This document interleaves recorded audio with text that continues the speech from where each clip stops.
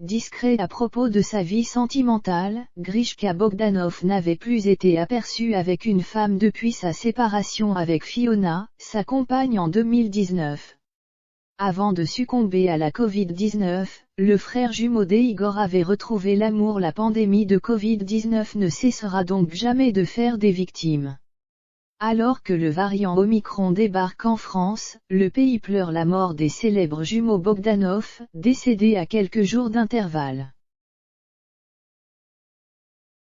Le 28 décembre 2021, Grishka a perdu sa lutte contre le virus, suivi de près par son frère, le 3 janvier 2022.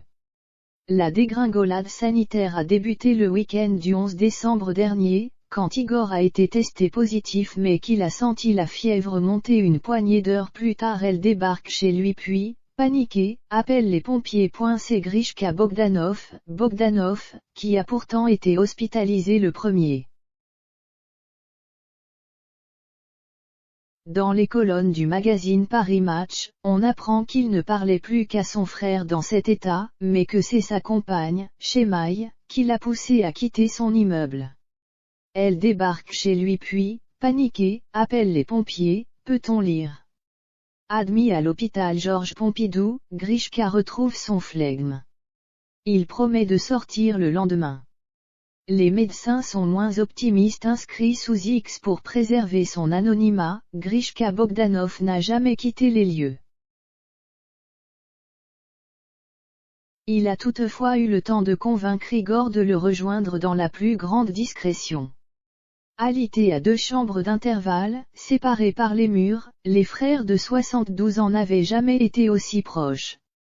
Les infirmiers n'ont jamais eu de patients aussi bavards, poursuit-on dans Paris Match.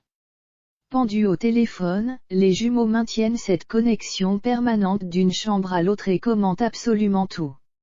Ils ont délaissé l'oreillette et utilisent les vieux combinés. Ils analysent, se comparent et demandent, flegmatique, tu as été à combien d'oxygénation, toi?